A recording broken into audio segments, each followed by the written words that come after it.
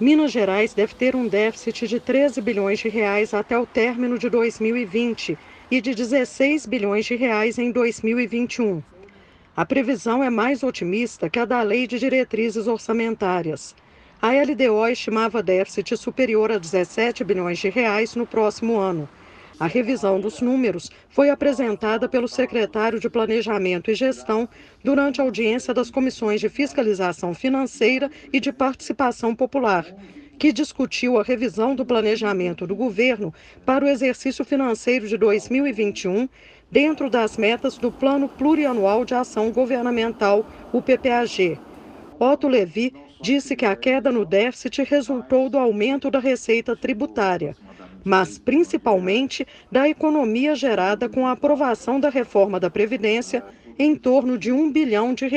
Com a aprovação da reforma da Previdência, nós já temos previsto para 2021 um reflexo dessa reforma previdenciária, com uma redução significativa do déficit, uma redução de 3 bilhões de reais. Então, enquanto na LDO estava previsto um déficit de 20,8 bilhões, a LOA 2021, já refletindo a aprovação da reforma da Previdência, esse déficit se reduz para 17,6, que é um valor não só inferior à LDO, mas inferior à própria LOA de 2020. Ainda de acordo com o secretário, Minas recebeu do governo federal 3 bilhões de reais como compensação pelos gastos com a pandemia de Covid-19 e teve um alívio de caixa pela interrupção do pagamento da dívida com a União, assegurada por uma liminar com aval do STF. Otto Levi observou, porém, que a incidência de juros de mora sobre esse débito gerou um acúmulo de mais de 3 bilhões de reais em encargos, volume que tende a crescer enquanto o governo estadual não honrar o compromisso. Só os funcionários ativos do Poder Executivo consomem 23,2% do orçamento estadual. Os inativos respondem por 19,9%. As transferências a municípios correspondem a 14,8% do orçamento e as transferências para outros poderes somam 13,1%. Os serviços da dívida representam 11% da despesa fiscal do Estado, uma justificativa apresentada para a execução de apenas 2,47% dos 20 milhões de reais destinados às emendas populares do PPAG. Foram mantidos 155 programas e 59 ações estratégicas, dentro de 23 projetos conduzidos pelo governo. As principais metas são a melhoria do IDEB e do PROEB, que medem o desenvolvimento da educação básica, a digitalização dos serviços públicos, a geração de empregos diretos a partir da atração de investimentos e a queda nas taxas de mortalidade e de crimes violentos no Estado. Na audiência, também foi anunciada a criação de um portal do governo para que todo cidadão possa acompanhar as ações do PPAG e os valores financeiros destinados a cada uma delas. O site para essa consulta é www.planejamento.mg.gov.br/painel PPAG. A gente também consegue ter essa visão, né? Região, né, do Estado, né, quanto vai para cada, qual a previsão orçamentária, né, quanto foi, quanto está previsto, né, para cada uma das regiões do Estado. Mas a apresentação geral da situação financeira do Estado não foi suficiente para convencer os deputados de que não há como aplicar mais recursos no PPAG. O presidente da Comissão de Participação Popular reclamou que muitas promessas ficam só no papel. A gente não vê execução na prática, né? É dar com a mão e tirar com a outra. A verdade, na questão financeira, o PPAG tem sido isso, tem sido dar com a mão e tirar com a outra. O líder do Bloco Democracia e Luta cobrou a execução financeira das emendas populares, apesar dos efeitos da pandemia de Covid-19.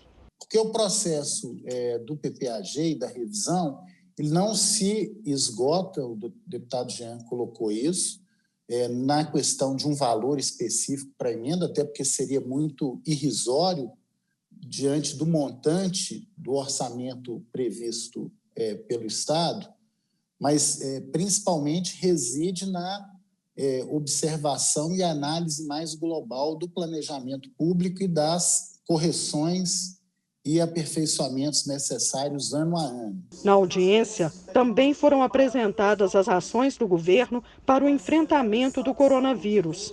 O secretário de Saúde, que participou remotamente, esclareceu que o governo de Minas já tem um plano de contingenciamento para distribuir a vacina que for aprovada pela Anvisa no estado. A estratégia é treinar equipes e rever a rede para manter a frio os insumos, entre outras medidas. O Ministério ele está responsável pela aquisição. De uma forma geral, nós não temos hoje vacina pronta para ser adquirida. Eu acho que isso é muito importante, que à luz da lei, não há como um ente público fazer compra de vacinas de forma regular se essa vacina não estiver registrada na Anvisa. Nós não podemos, eu não posso comprar um medicamento ou uma vacina sem o registro regular de uma forma geral. Então, é essa dificuldade, muitas vezes, que o Ministério tem tido. Quando se fala se vai adquirir ou não a vacina, é importante que ela esteja registrada na Anvisa. E, neste momento, nós não temos vacinas registradas.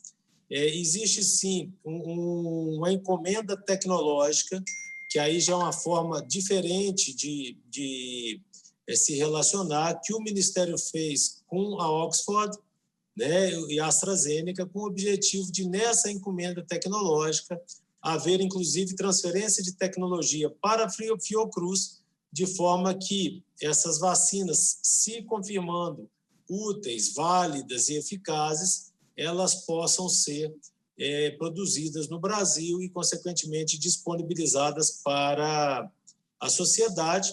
Além disso, também o Ministério tem uma adesão a um programa internacional da OMS, OPAS e vários outros organismos internacionais, que é o que nós chamamos de COVAX, com um X só. Eu enfatizo com um X porque existe a vacina específica COVAX com 2X.